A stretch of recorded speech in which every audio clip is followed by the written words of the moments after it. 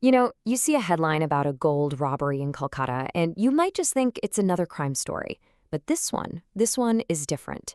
It's a fascinating look into urban security, some seriously meticulous criminal planning, and the kind of impact that ripples out way beyond just one event. So this isn't just about stolen gold, it's about a major security challenge right in the heart of a bustling city. So it all starts with this number, 2.4 kilograms. To put that in perspective, that's over 5 pounds of pure gold. That's about the weight of a small laptop you might carry around. Right away, you know this wasn't some simple snatch and grab. This was a bold, audacious heist. And of course, 2.4 kilograms of gold is worth an absolutely staggering amount of money. We're talking a value in the crores, which translates to millions of dollars. This tells you the stakes were incredibly high for everyone involved, from the victim to the criminals who planned this whole thing out. Okay, so let's break down how this incredibly bold robbery actually happened. Because this wasn't just some random act of violence. It was a carefully targeted attack on one person who was he was just doing his job. So picture this. The scene is Apurba Krishna Lane in Kolkata's Sinthi area. It's just after 8 in the evening. A 54-year-old goldsmith is out, collecting gold for a firm, and he has no idea that he's being watched. He wasn't a random target at all. He was a specific person carrying a very high-value asset, which made him the perfect mark. The execution of the robbery, this is where the story takes a really chilling turn. This was not a simple street crime. It was a coordinated, brazen attack that just screams a terrifying level of criminal organization. So, around 8:10 p.m., the goldsmith is suddenly ambushed while he's on his scooter. He actually fights back. He resists. But the robbers are relentless. They physically assault him, overpower him, and then they make off with not only the 2.4 kilos of gold, but his scooter too. They made sure they had a quick and clean getaway. Now, this quote right here, from the initial reports, this is the key to understanding the entire operation. This was not a random crime. The robbers had inside knowledge. They knew who their target was, what he was carrying, and exactly where he would be at that specific time. This was a premeditated, meticulously planned ambush. All right, so a crime of this scale obviously demands an immediate and decisive police response.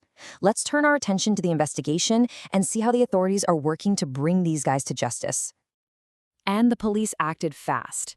A case was registered under the Indian Penal Code and the Arms Act, which is serious stuff. It covers offenses involving weapons. And crucially, one person has already been detained for questioning. That's a huge sign that the police are already closing in on the network behind this heist.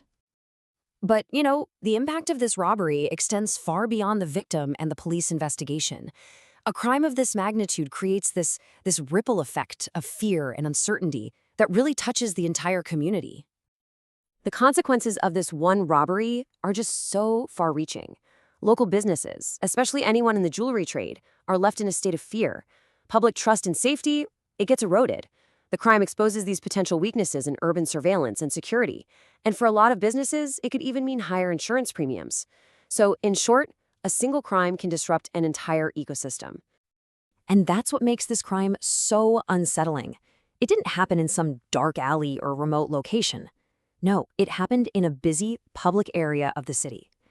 When a meticulously planned robbery can be carried out in plain sight, it really forces us all to question the effectiveness of our surveillance, our policing, and our overall public safety. So what can we actually learn from all this? What are the practical steps that we can all take to protect ourselves and our communities, whether we're business owners or just, concerned citizens? This whole incident offers some harsh but really valuable lessons in security. Breaking predictable patterns by varying your routes and timings. It's simple but so effective as a deterrent. Using technology like CCTV and live tracking can be a super powerful tool for both prevention and investigation. Ensuring your valuable assets is an absolute must. And finally, never underestimate the power of just being vigilant in public spaces. And this all brings us to a really crucial question.